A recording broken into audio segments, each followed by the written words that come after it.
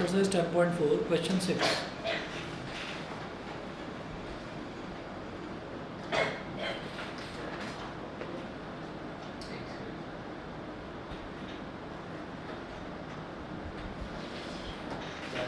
Exercise 10.4 का question 6. Question number 6 में है, a circular park of radius 20 meter is situated in a colony. Three boys, Ankur, Sayyad and David, are sitting at equal distance on its boundary, each having a toy telephone in his hands to talk to each other. ठीक है, तो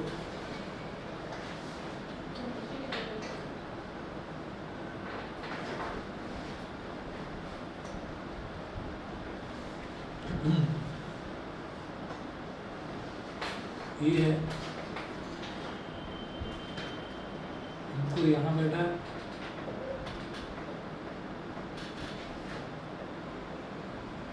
यहाँ पर सैयद बैठा है और यहाँ पर डेविड बैठा हुआ है. ठीक है, तीनों के हाथ में एक एक टॉय टेलीफोन है.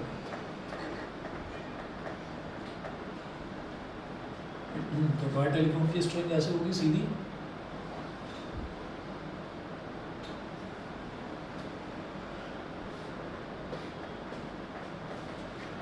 ये हो गया. ये सर्कल का सेंटर है, ये सर्कल का सेंटर है. अब given that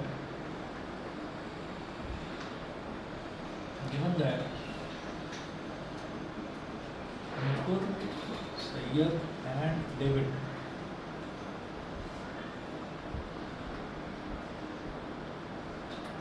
are sitting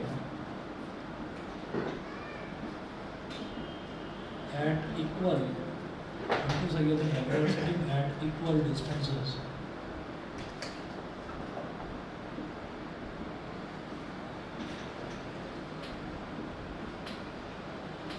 with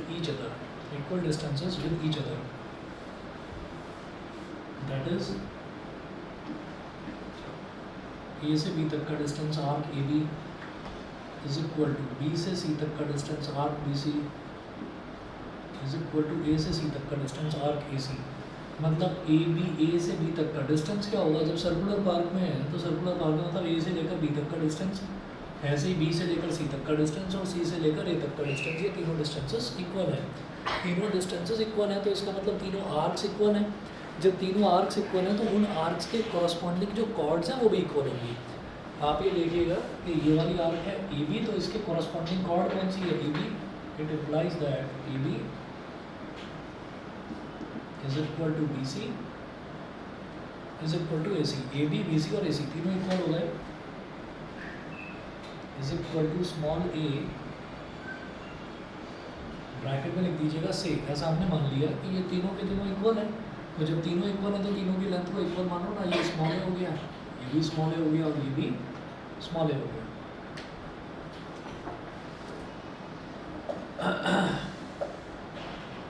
अब सेंटर है O,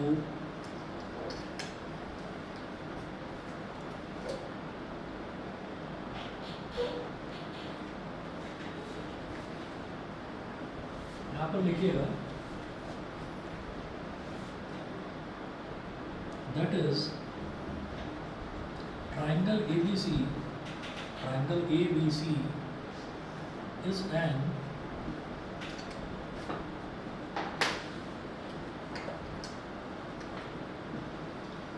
triangle ABC is an equilateral triangle.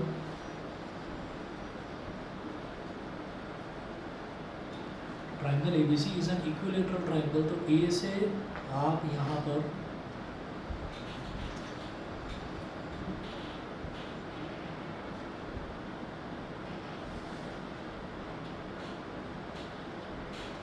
Median drop करो.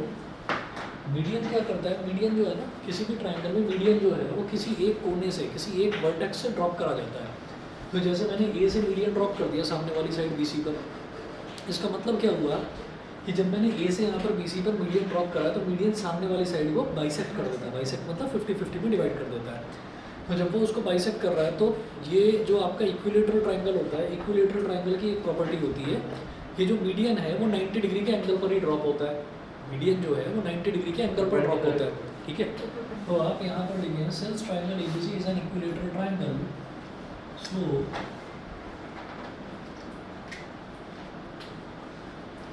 It's median,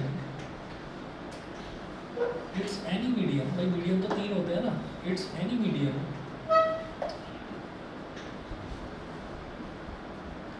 it's any median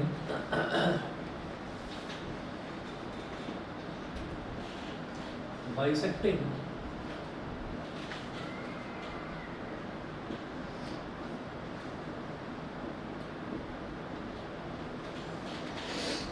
it's any median bisecting the opposite side, it's any median bisecting the opposite side will fall perpendicularly on the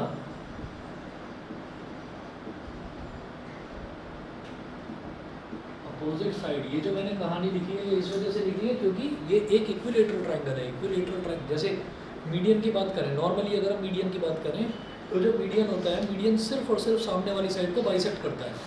लेकिन अगर मैं equilateral triangle की median की बात करूंगा तो वो सामने वाली साइड को बाइसेक्ट तो करेगा ही, लेकिन जहाँ गिरेगा ना, जिस पॉइंट पर वो ड्रॉप करेगा वहाँ पर 90 डिग्री का एंगल बनाएगा, मतलब परपेंडिकुलरली उस पर वो स्ट्राइक करेगा, ऐसा होता है। तो यहाँ पर ये परपेंडिकुलरली स्ट्राइक करा। अच्छा, मीडियन का मतलब क्या है कि इधर वाली लेंथ जो है वो कितनी हो गई, AD, इस पॉइंट को आप D बोल दो, ये वाला जो पॉइंट है इसको आप D बोल दीजिए, ये भी a/2 हो गई और ये वाली लेंथ भी a/2 हो गई, ठीक है। फिर ये कहेंगे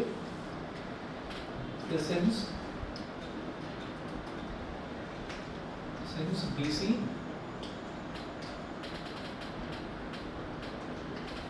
is a chord which is, since BC is a chord which is getting bisected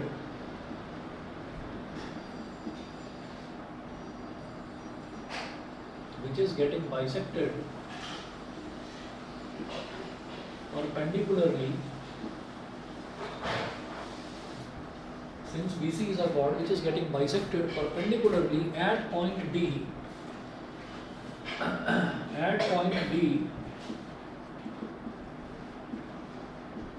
so median AD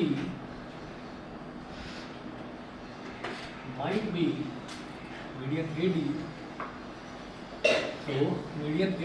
might be passing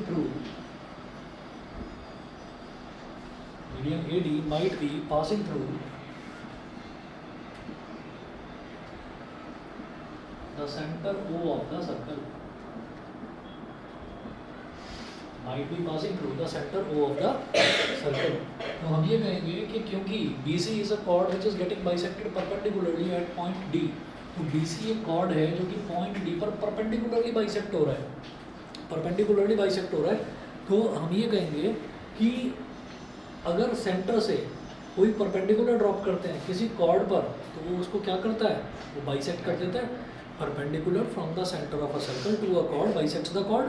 ये कॉर्ड बाइसेक्ट भी हो रही है, मीडियन की वजह से ये कॉर्ड बाइसेक्ट भी हो रही है और परपेंडिकुलर भी है ये इस पर। तो इसका मतलब क्या है कि ये जो मीडियन AD है ये सेंटर से जरूर पास हो रहा होगा, क्योंकि वो लाइन जो कॉर्ड को बाइसेक्ट कर दे और परपेंडिकुलरली बाइसेक्ट कर दे वो सेंटर से ही आती है लाइन।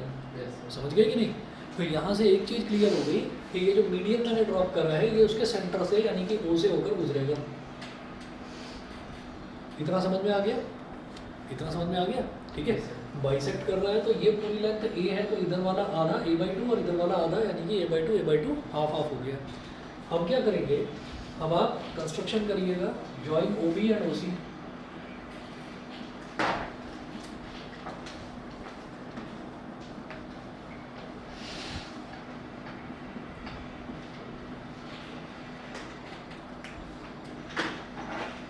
कंस्ट्रक्शन करिएगा, जॉइन OB एंड OC। आपको OB और OC दोनों ज्वाइन कर देंगे, कर दो इस पर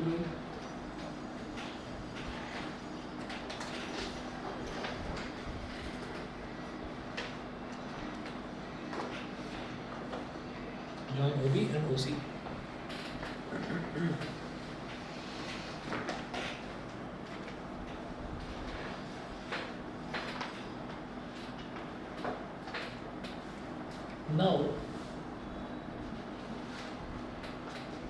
इन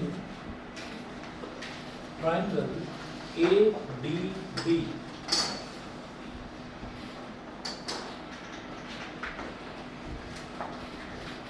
इन ट्राइंगल ADB, अगर हम इस ट्राइंगल की बात करते हैं ADB की, तो हमें क्या करना होगा इसमें ADB में in triangle ADB, in triangle ADB apply Pythagoras theorem, apply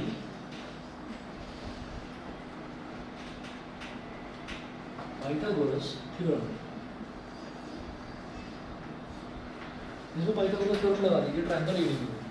तो जब पाइथागोरस थ्योरम लगाएंगे तो बेटा क्या हो जाएगा, BD का स्क्वायर प्लस AD का square is equal to AB का स्क्वायर।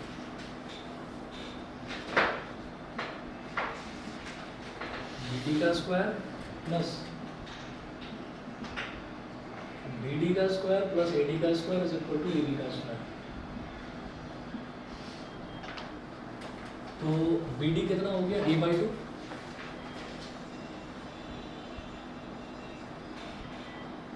A/2 का whole square plus AD square is equal to AB। AB कितना है, स्मॉल a, स्मॉल a का स्क्वायर। A/2 का होल स्क्वायर कितना हो जाएगा, A square by 4 plus AD square is equal to small a square. अब A square by 4 को उस तरफ ले जाइए,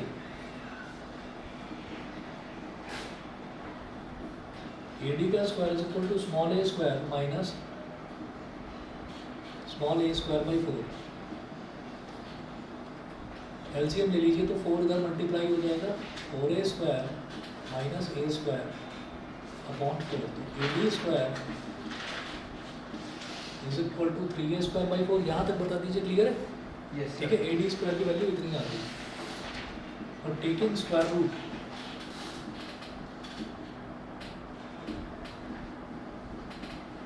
स्क्वायर रूट लेंगे तो AD का स्क्वायर का जब स्क्वायर रूट लेंगे तो AD हो गया, ठीक है। और इधर 3 का स्क्वायर रूट लेंगे तो ये हो गया √3, और A स्क्वायर का स्क्वायर रूट A, 4 का स्क्वायर रूट 2, तो √3 A/2 मीटर। अभी तो मीटर में इतना आ गया ये। और ये जो सर्कुलर पार्क है ना, इस सर्कुलर पार्क का जो हमको रेडियस दे रखा है, वो रेडियस दे रखा है 20 मीटर, ठीक है। तो ये जो OA है ये भी तो रेडियस ही है, 20 हो गया। ऐसे ही OC जो है ये भी 20 हो गया, ऐसे ही AB जो है ये भी 20 हो गया, ठीक। तो मैं ये कहूँगा ये OD कितना हो जाएगा, O, ये लिखो AD, ये पूरी length AD is equal to OA plus OD। अब ये जो पूरी की पूरी लेंथ है AD, ये मैंने अभी निकाली, √3 A/2, √3 A upon 2 is equal to OA कितना है 20 प्लस OD, ठीक है, इतना हो गया। अब क्या करिए, 20 को इधर ले आइए, √3 A upon 2 minus 20 is equal to OD। तो यहाँ से OD की वैल्यू कितनी आ गई, √3 A और 2 इंटू 20 कितना हो गया 40, √3 A माइनस 40 अपॉन 2। तो ये OD आ गया, इतना मीटर। बताइए यहाँ तक क्लियर, ठीक है। अब क्या करिए, now apply Pythagoras theorem in triangle ODB।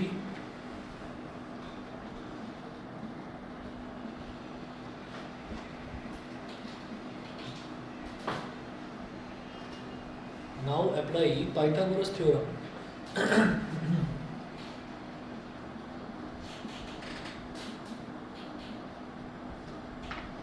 Now apply Pythagoras theorem in triangle ODB.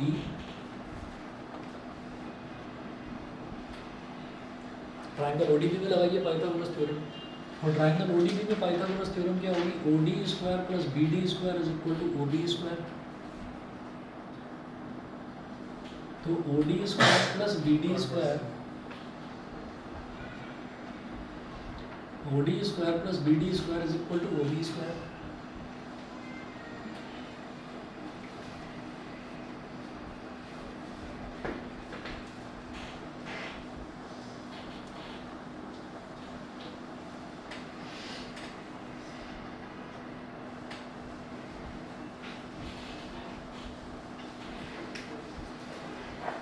देखिएगा ओडी स्क्वायर है, तो ओडी की वैल्यू ये हमारे पास है, तो लिखिएगा यहाँ पर √3a माइनस 40/2 का होल स्क्वायर प्लस BD कितना है a/2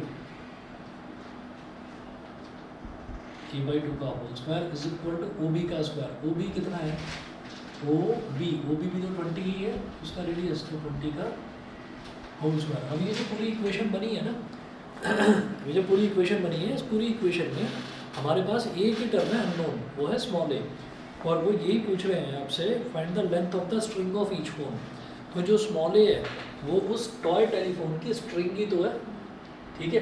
ए से और बी, अंकुर और सैयद के बीच में जो दो टॉय टेलीफोन है उनके बीच की स्ट्रिंग ही तो है ना स्मॉल a। तो मुझे स्मॉल a की वैल्यू निकालनी है। अब बस सिंप्लीफाई करके स्मॉल a की वैल्यू निकालनी है।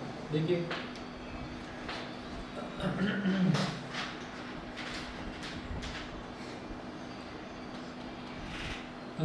ऊपर तो है a-b का होल स्क्वायर और नीचे 2 का होल स्क्वायर कर देना, तो ये हो गया √3a माइनस 40 का होल स्क्वायर अपॉन 2 का स्क्वायर, और a/2 का होल स्क्वायर, तो न्यूमरेटर में a स्क्वायर और डिनोमिनेटर में 2 का स्क्वायर इज इक्वल टू 20 का स्क्वायर इज 400, ठीक है। फिर ये सिंप्लीफाई, अब a-b का होल स्क्वायर, तो a square plus b square, a square plus b square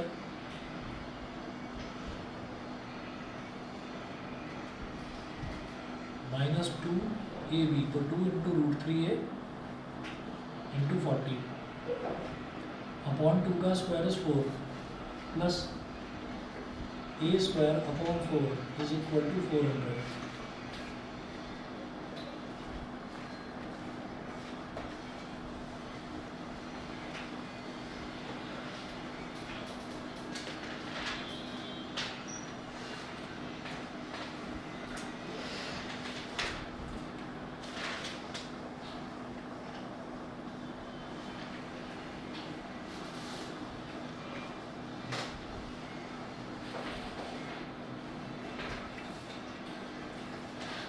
तो अब न्यूमरेटर में देखिए √3a का होल स्क्वायर है, तो √3 का स्क्वायर क्या हो गया 3a स्क्वायर, फिर 40 का स्क्वायर कितना हो गया 1600, और 2 इंटू 40 हो गया 80 √3a minus 80 √3a plus a square, और पूरे के अपॉन में 4 लिख दो, क्योंकि देखिए इस पूरे एक्सप्रेशन का डिनोमिनेटर भी 4 है और इसका भी डिनोमिनेटर 4 है, तो एलसीएम लेने की जरूरत नहीं है, कॉमनली 4 लिख दिया इज इक्वल टू 400 ये हो गया। अब क्या करिए, ये जो 4 है इसको 4 को उधर ले जाओ, 3a स्क्वायर, और एक काम करिए ये 3a स्क्वायर है, ये प्लस का a स्क्वायर है, तो कितना हो गया 4a स्क्वायर माइनस 80 √3a। हाँ तो 4 को उधर भेज देते हैं, 1600 कट जाएगा। हाँ तो भेज करो, तो 3a square plus a square 4a square minus 80 √3a plus 1600, और ये 4 जब उधर मल्टीप्लाई हो गया तो ये भी बन गया 1600, और प्लस का 1600 इधर भी, प्लस का 1600 इधर भी कैंसिल आउट हो गया, ठीक है।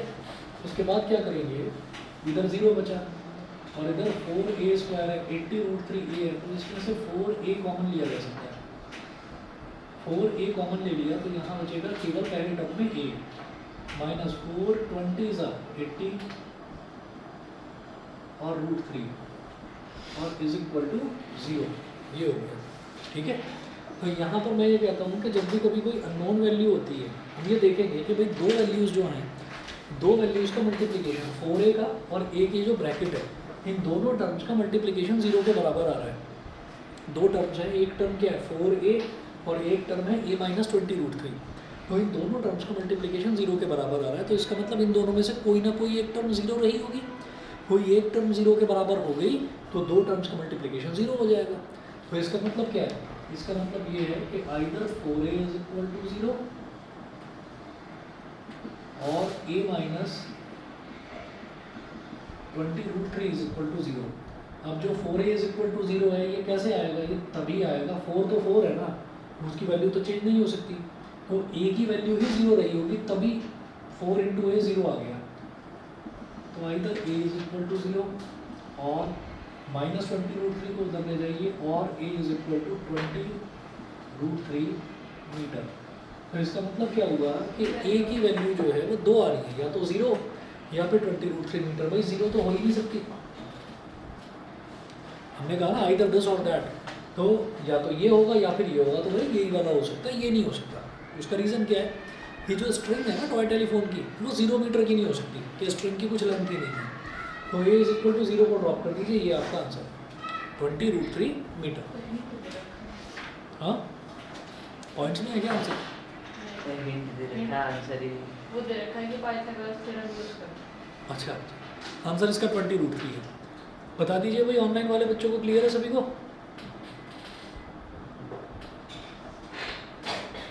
ऑनलाइन वाले बच्चे हैं? Yes sir. हाँ, दोबारा बताओ, ये नोट करना।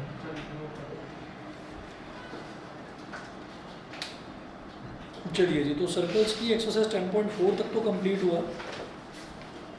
इसके बाद एक तो आपकी एक्सरसाइज है इसमें 10.5 ही है बस, और 10.5 में 2 टॉपिक्स हैं, एक तो है साइक्लिक क्वाड्रिलेटरल और एक टॉपिक है angle subtended by an arc of a circle. ठीक है, बस जरा एक बार सिलेबस देखता हूँ, जो ऑनलाइन वाले हैं उनके साथ में स्क्रीन शेयर करूँगा, आप लोग देखना।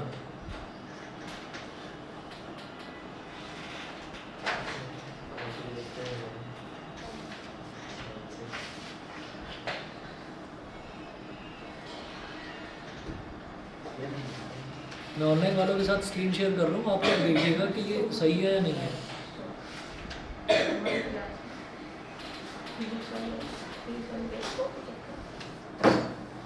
कितना पीरियड होता है? पीरियड अलग अलग किसी से नहीं बोलती है, और दूसरे से ठीक है।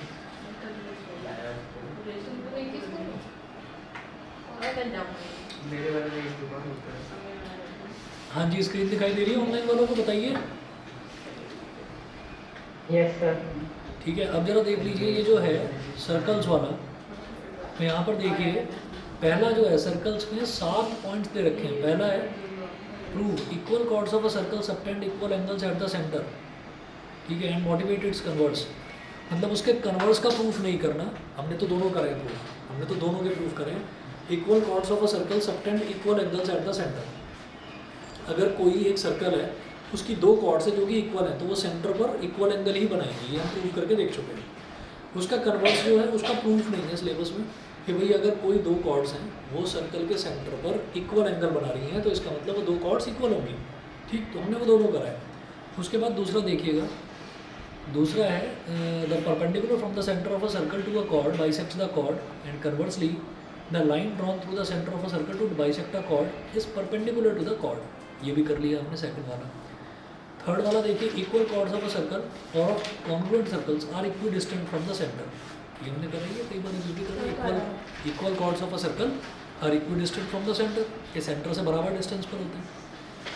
फोर्थ है the angle subtended by an arc at the centre is double the angle subtended by it at any point on the remaining part of the circle. ठीक है जी, तो ये वाला हमने थ्योरम अभी नहीं करा है, ये अभी करना है, ये इसके बाद है, इस वाली एक्सरसाइज के बाद। और अगला है angles in the same segment of a circle are equal, ये भी करना है। और if a line segment joining 2 points subtend equal angle at 2 other points lying on the same angle the 4 points lie on a circle. छठा और सातवां जो है वो मोटिवेट लिखा हुआ है उसमें। मोटिवेट का मतलब ये है कि सिर्फ उस थ्योरम को पढ़ना है, उसका प्रूफ नहीं करना। ठीक है ना, जहाँ पर भी सिलेबस में मोटिवेट लिखा हुआ है उस थ्योरम को सिर्फ आपको करना है, बस उसका प्रूफ नहीं करना। ठीक है, तो जो अगला वाला है the angle subtended by an arc at the centre is double the angle subtended by it at any point on the remaining part of the circle, ये वाला करवा रहा हूँ मैं जरा।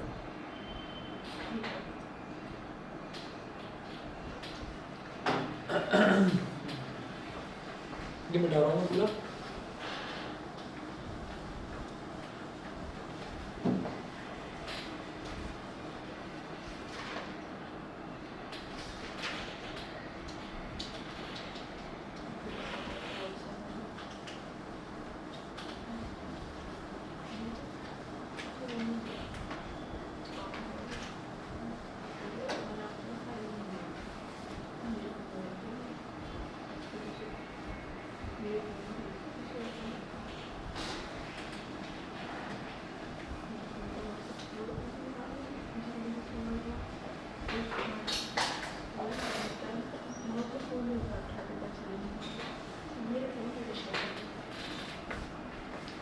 चलिए जी नेक्स्ट थ्योरम आप नोट करेंगे।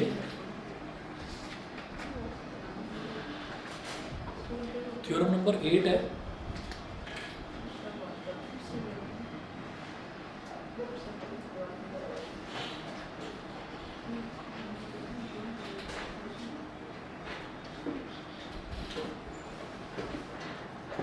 The angle subtended by an arc at the center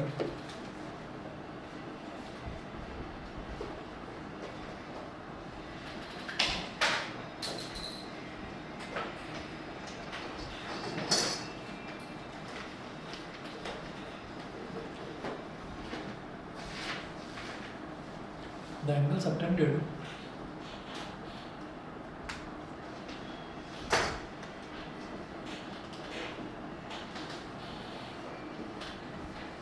the angle subtended by the arc at the center is double the angle subtended by it.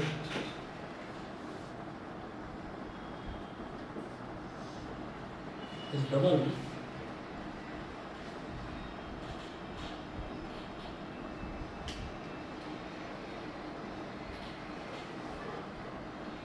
the angle subtended by it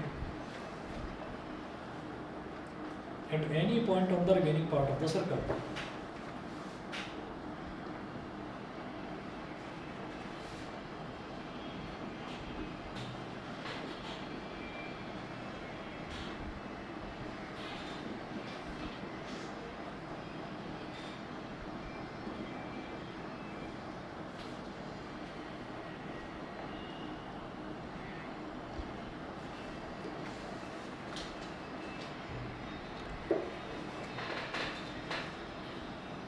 शायद अभी theorem ही समझ में नहीं आई होगी कि statement क्या है, अभी बताता हूँ मैं।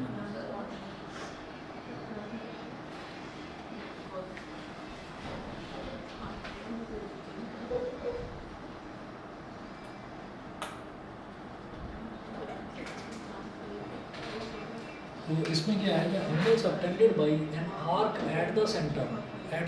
तो हमने क्या करा, हमने कहा कि ये ना सेंटर है सर्कल का, और एक आर्क ले लेते हैं, ये हमने एक आर्क ले ली, मतलब यहाँ से लेकर यहाँ तक वाली हमने एक आर्क ले ली। इस आर्क को बोल दीजिए ए बी, ए और बी, ठीक है। तो ये जो आर्क है ना, ये सेंटर पर क्या एंगल सबटेंड करेगी। सबटेंड का मतलब होता है क्या एंगल बनाएगी। इसका मतलब क्या होता है कि ये जो आर्क है, ये आर्क कहाँ से कहाँ तक है, ए से लेकर बी तक है, ठीक। तो ए को आप सेंटर से ज्वाइन करो,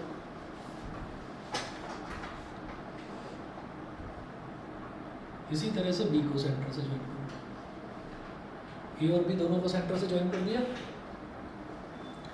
तो ये हो गया angle subtended by an arc at the centre is double the angle subtended by it at any point on the remaining part of the circle।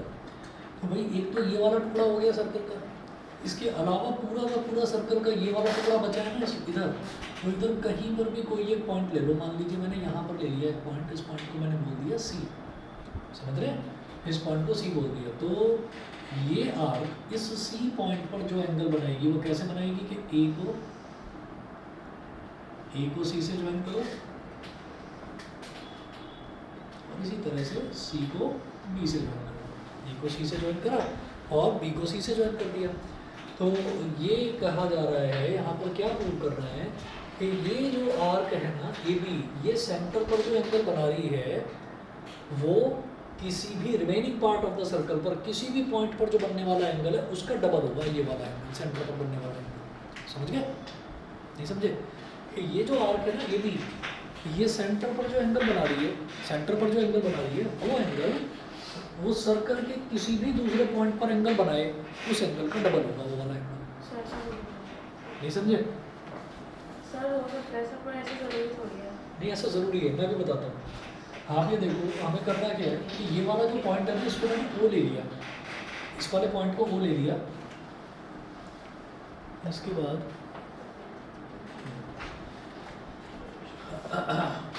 हमें क्या प्रूव करना है यहाँ पर, to prove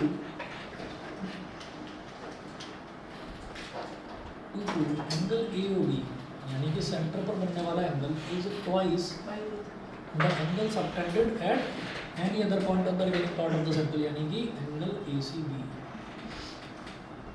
angle A O B is equal to twice of, इसका डबल होगा यहाँ पर बनने वाला angle, twice of angle A C B. ठीक है, अब क्या करेंगे देखिएगा जरा,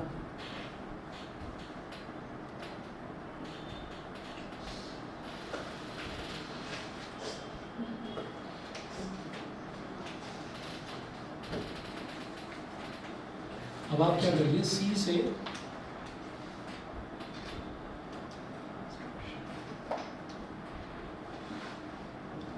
इसको बोल दीजिए एक्स। ठीक, यहाँ लिखिएगा construction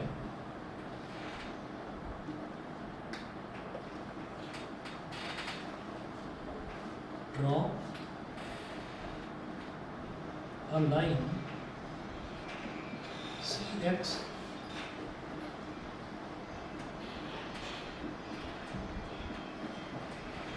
passing through the center O, passing through the center O of the circle as shown, जैसा फिगर में हमने दिखाया, as shown। ठीक है, यहाँ तक समझ गए। अब क्या करेंगे, in triangle O A C,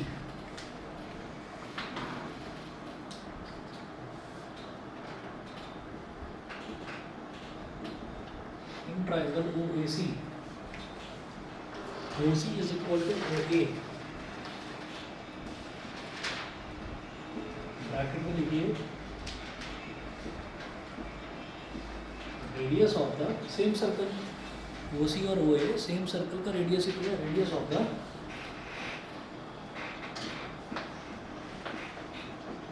OC is equal to OA, radius of the same circle. हम OC के सामने वाला एंगल ये और OA के सामने वाला एंगल ये दोनों एंगल्स भी इक्वल होंगे। ठीक है, तो क्या लिखिए, लिखिएगा OC के सामने वाला एंगल क्या है, OAC इज इक्वल टू, इसी तरह से OA के सामने वाला एंगल OC है, एंगल OC है। ठीक है, इज इक्वल टू बोल दीजिए x, और रीजन में लिखिएगा angles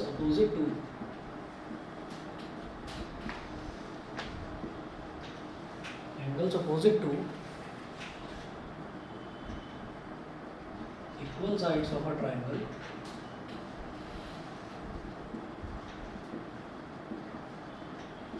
are equal। ठीक है बेटा, तो ये वाला एंगल भी x हो गया और ये वाला एंगल भी x हो गया, दोनों एंगल x हो गया। ठीक, अब मैं ये कहूँगा कि एंगल ए सी एक्स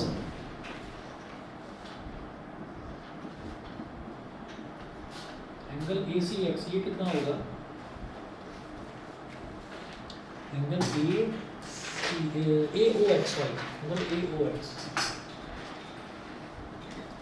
ये वाला पॉइंट ओ है ना, तो ए ओ एक्स। तो आप ये देखो कि किसी भी ट्रायंगल में अगर कोई एक लाइन मतलब बाहर निकल रही हो, प्रोड्यूस हो रही हो, तो ओ सी ए या ओ ए सी, ये वाला जो ट्रायंगल है, इसमें ये वाली जो लाइन है ना, सी ओ वाली लाइन, ये बाहर निकल रही है, ये तो बना रही है सी एक्स। तो ये वाला एंगल क्या हो गया, exterior angle. Exterior angle property क्या होती है, exterior angle is equal to sum of interior opposite angle, बस बाजू वाला एंगल छोड़ दो, तो जो बाकी दोनों बचे वो इंटीरियर अपोजिट एंगल कहलाते हैं। तो angle A O X is equal to angle O C A plus O A C is equal to angle O C A plus angle O C A C plus angle O A C. बता दो भाई, समझ रहे हो? Yes sir. ठीक है, यहाँ bracket में लिख देना एक्सटीरियर एंगल प्रॉपर्टी।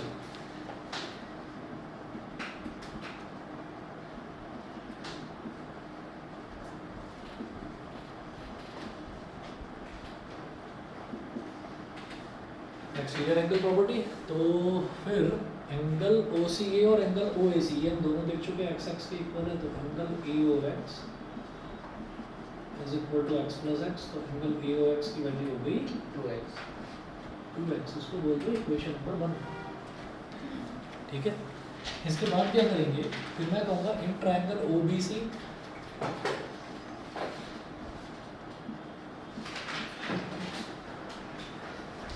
इसी तरह से ट्रायंगल ओबीसी देखिए, तो ट्रायंगल ओबीसी में भी ये जो साइड है ओबी और ये वाली जो साइड है ओसी, ये इक्वल हो जाएगी radius of the same circle.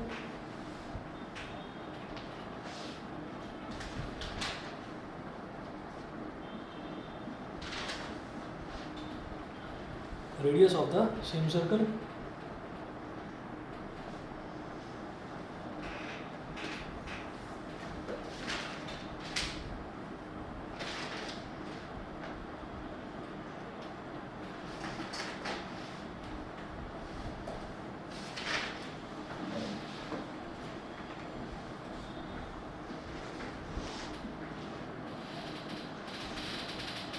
अब इनके अपोजिट वाली जो एंगल्स हैं वो देखिए, तो OB के अपोजिट वाला एंगल ये और OC के अपोजिट वाला एंगल ये, तो ये दोनों भी इक्वल है, इसको वाई वाई बोल दो। Angle OCB is equal to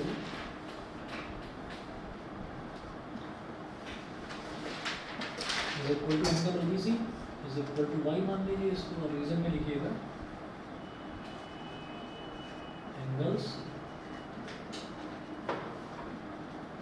opposite to equal sides of a triangle are equal,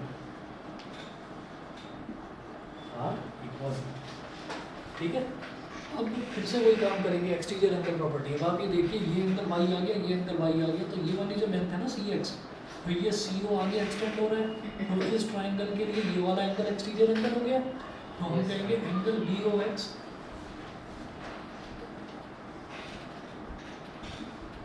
angle BOX is equal to angle OCB plus angle OBC।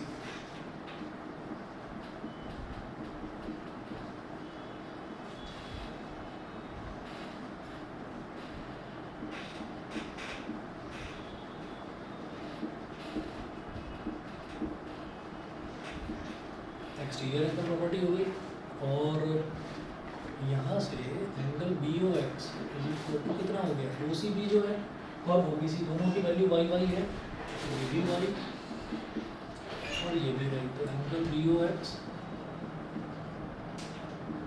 Is equal to 2y। तो ये equation number 2। अब क्या करिए कि मेरे पास angle AOX ये आ गया और एंगल BOX ये आ गया, अगर दोनों को ऐड कर दो तो एंगल AOB बन जाएगा, दोनों को ऐड कर दें तो एंगल AOB बन जाएगा। तो आप क्या करें, इक्वेशन नंबर 1 और 2 दोनों को ऐड कर दीजिए, ऐड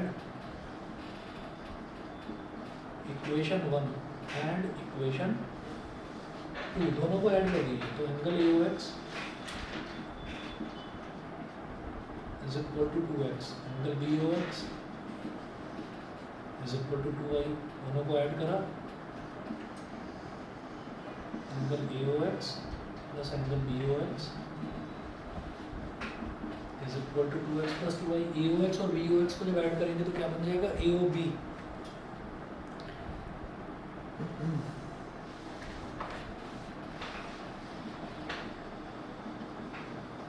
और यहाँ 2 ले लीजिए कॉमन, तो ये हो गया x प्लस वाई,